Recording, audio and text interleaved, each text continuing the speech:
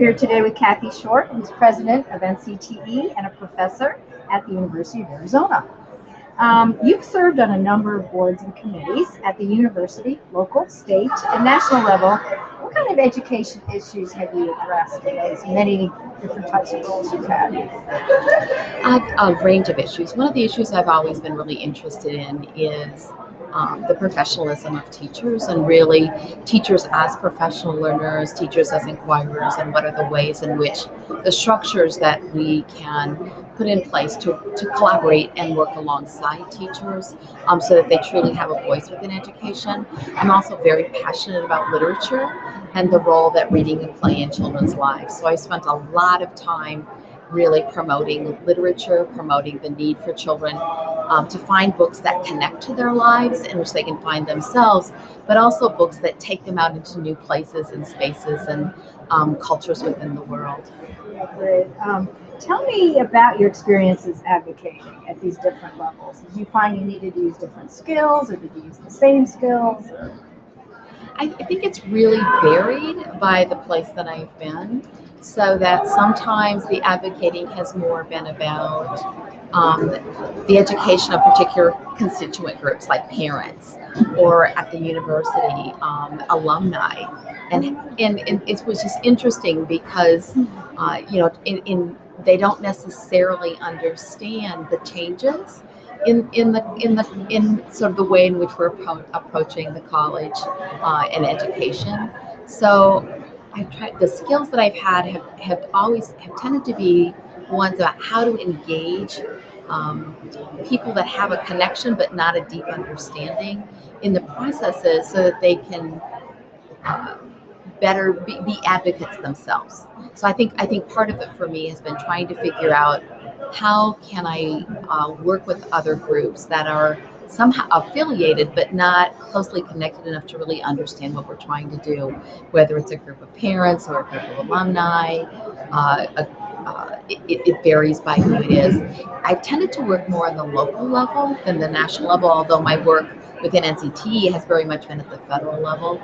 And that work, it's been more about how do you inform in a way that a policymaker would find it useful. And I think that I came from a background that said that you had to lobby, which to me is more kind of trying to twist someone's arm, whereas I see advocacy as an arguing your position, but in a way that honors your audience, that lets the audience know that you know what matters to them, and that you're trying to connect with them and give them information that will help them with their own decisions.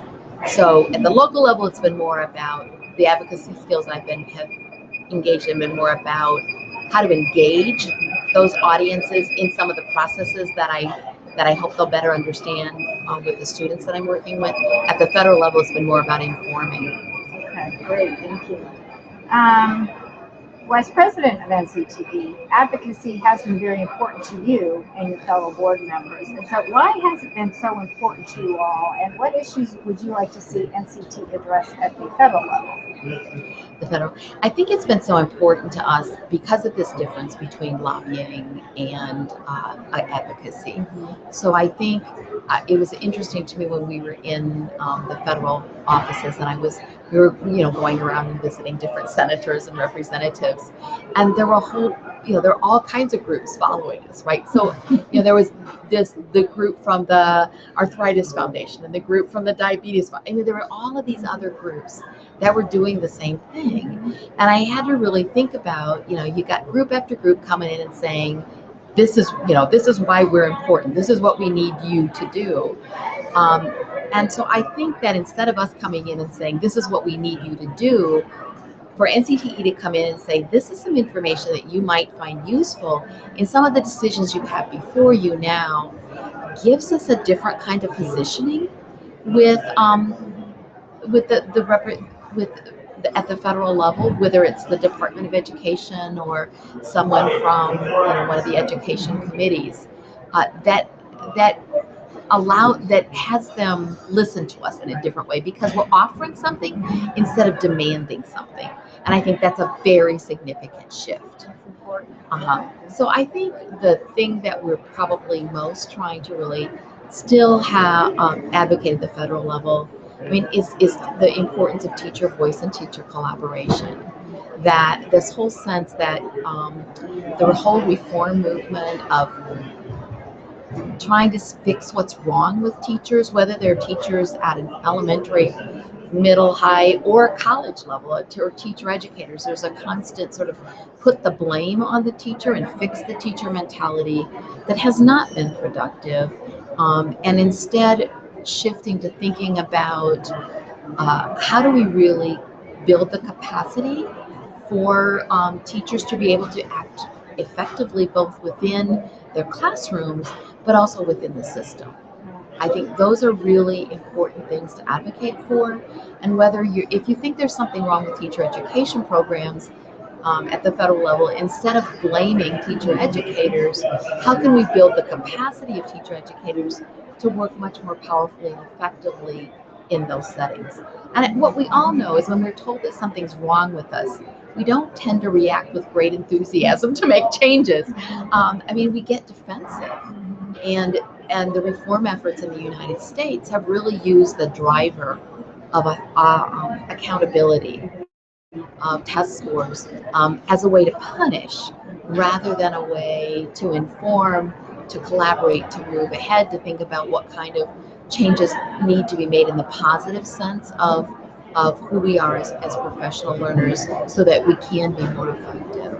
And that's a huge paradigm shift that it's going to be hard to make, but I think we can do it if we come together in a movement to do it versus trying individually. Very good. So, matter of fact, as part of the presidential team, you invited the NCTE CCC Black Caucus to author the NCC statement hashtag Black Lives Matter, which, quote, calls on all English language arts, and literacy teachers to transform our world and raise awareness of the crisis of racial injustice. It was a controversial move, but one where all of you felt it was important to do. So tell me about the risks of advocacy, the pushback and criticism you might get, but if you feel important enough, go ahead and do it, and talk about your experience with that. Sure. So one of our commitments in the notion of building capacity is building capacity to improve the conditions for literacy, learning, and teaching. And those conditions for literacy, learning, and teaching include racial inequity. And that has been just so apparent in the U.S. over the last year with the continuing racial incidences, particularly with young Black men, young Black boys, and a very clear distinctions that and prejudicial racial responses that are part of the conditions that our students face every single day. They and if somebody says, but teaching is not political, that's absolutely not true. I mean, teaching is always political, and by taking a stance of silence, we take a stand of condoning racism and of being racist ourselves.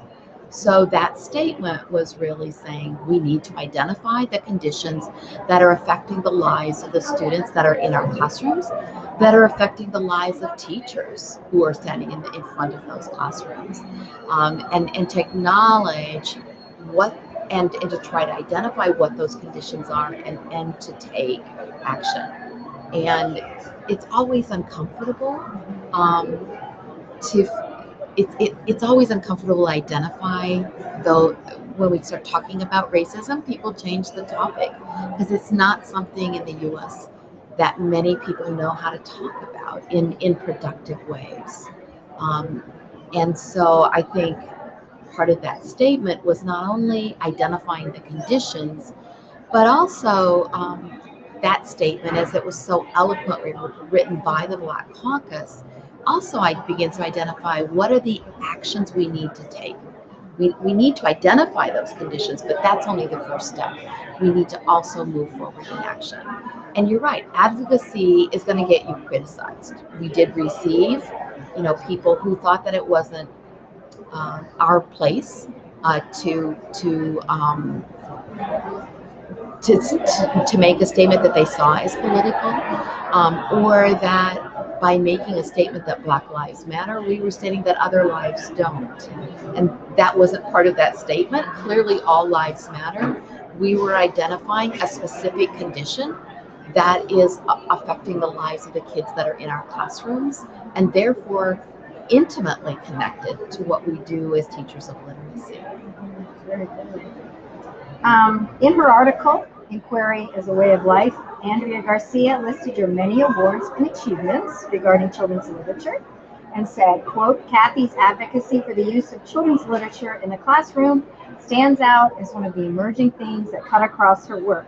So talk about that advocacy of working on children's literature. With whom did you advocate? What results did you have? And what advice would you give your fellow educators who want to do the same? So as part of the wave of reform efforts that we've had over the years, from A Nation at Risk, No Child Left Behind, and now the Common Core State Standards, there's always this tension of programs that come in to classrooms from experts that teachers are being asked to use, and I would say to impose onto students. And and often in the midst of that, it's easy to lose sight of why we read. And we don't read to learn a skill. We read because we live an experience. When we read a book, we learn about what it is to be a human being by living it in a story world that takes us to a different place. And whether that world is in an informational book or in a piece of literary fiction, we're changed as human beings. And so one of the things that I see happening is losing that sense of why we read, why reading matters. And therefore, we know from the statistics that many students stop reading as soon as they leave high school.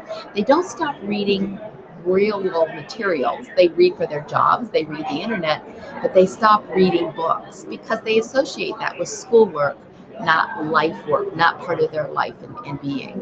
So for me, I want kids to really be readers because I believe in the transformative potential of books to not only understand yourself but to understand the world in new ways, to try out, to live relationships before you do that in everyday experiences. But to experience that within a book gives you a safe spot to really explore ideas that take you beyond yourself. So I've advocated in many ways. And that has been all the way from going into a school and interacting with a group of kids, to talking with groups of teachers, to establishing a website that has called Worlds of Words that has a lot of resources on it for teachers around global literature. And that really came about because people were telling me all the reasons why they didn't use global literature in their classrooms.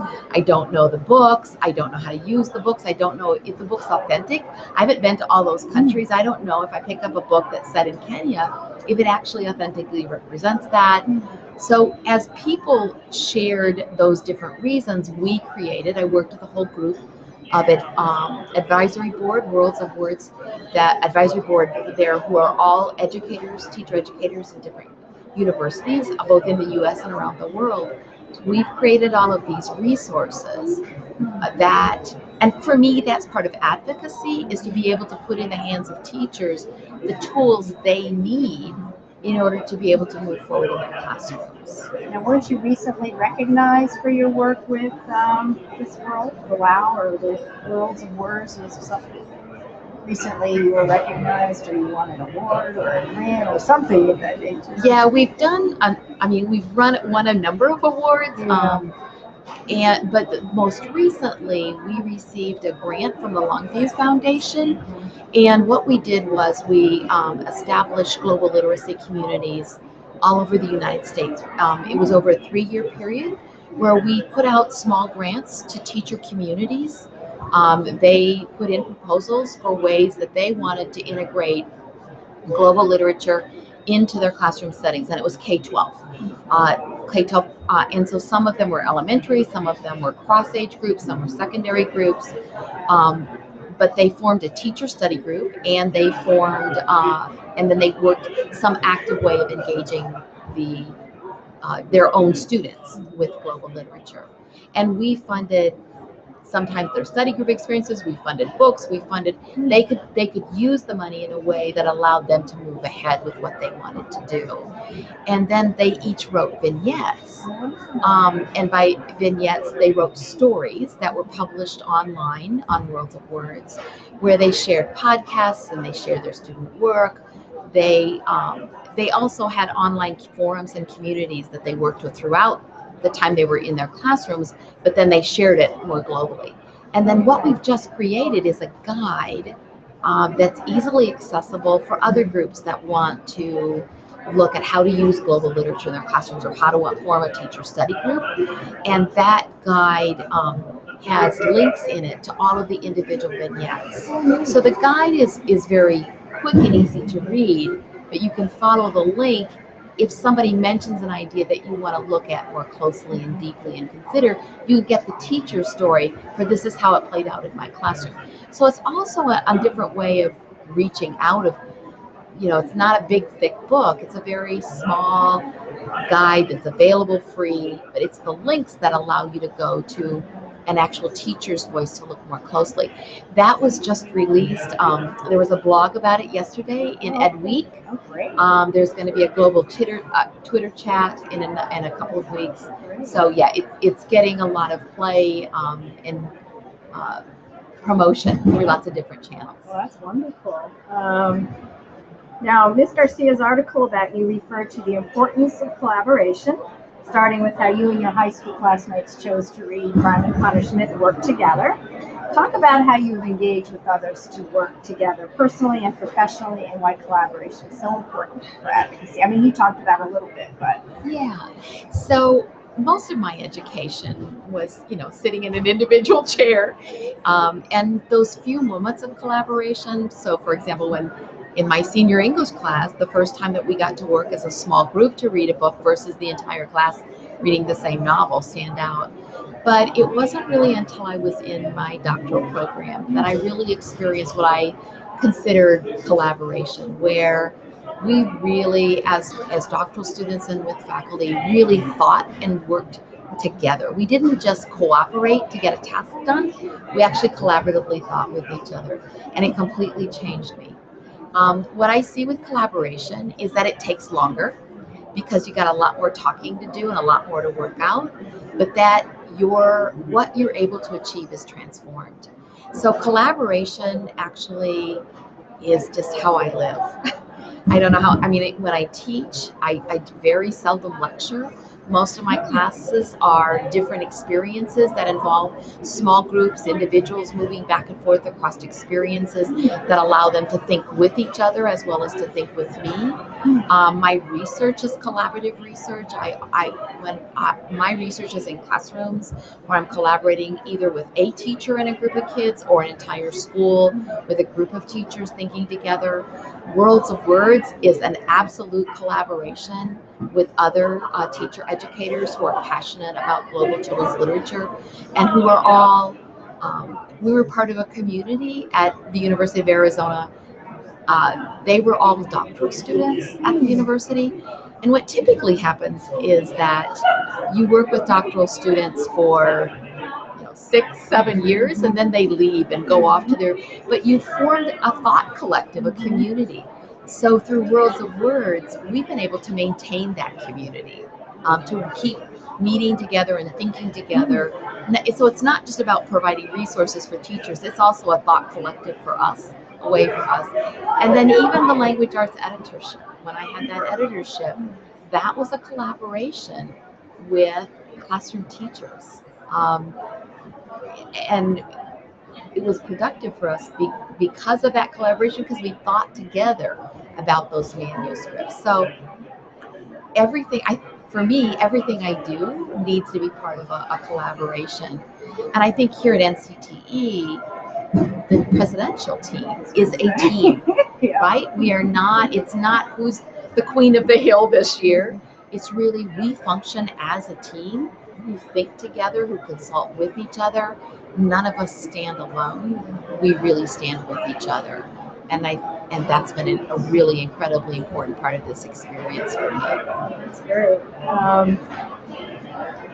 You participate in multiple advocacy days on Capitol Hill. Can you talk about those experiences and how they differ from the local level that you've done? Yes, I think that one of the things that I've seen with the Advocacy Day, part of it has been my own education in really understanding how the Hill works and what some of those relationships are and ways that you can talk with a policymaker that actually engages someone. So for me, I don't know that I've made much difference, but I know that I've learned a great deal. That's allowed me to be a better advocate in situations. I think particularly when you disagree with someone, how do you still engage in a productive discussion instead of sort of dismissing that person? And because of the particular state that I come from, I do find myself often in a very, very different position on most issues than my representatives and senators. And so trying to figure out how to still engage in a conversation has been, I think, very important for me. It's also, I think, the changes in Advocacy Day, where instead of necessarily going to your representative, you're going to the decision makers about education. Where we went together last year as a group of people to meet with different members of both Senate and House education committees. To me, that was a very important strategy and shift in strategy that I think was much more productive. We were meeting with the decision makers, whereas often I found when I met with my individual senator or representative, they're like, my thing is defense, or my thing is, they were on other committees and they weren't really part of the decision making around education. So they were polite and they listened, but it wasn't their passion, it wasn't their area. And so I think shifting to thinking about, and I think we have to realize that at state and local levels too, that not every person in our state legislature, their issue is education. They're not sitting on the education committees. They're not making the decisions. They're following the lead of their colleagues. And so we need to figure out who's making those decisions um, in a more thoughtful and targeted way. That was an important lesson. Any closing thoughts? I think that as president, I mean, I think the focus that we've had around building capacity to improve the conditions for literacy, teaching, and learning has been just a very powerful experience for me to really think about how we both improve conditions by learning about the instruction and how we make our instruction more effective, but also how we do that by also trying to learn the tactics that we need to advocate for change. To combining those two together, I think we tend to swing in a pendulum from one to the other instead of seeing that they're both part of what we need to do as educators. So for me, that's a really been important move into thinking about advocacy both as professional learning to improve our teaching, but also professional learning to become an advocate who is able to um, take action, has tactics for taking action to improve those conditions. Well, thank you for your service. Yep. And I appreciate you meeting with us today. Yes. Thank you.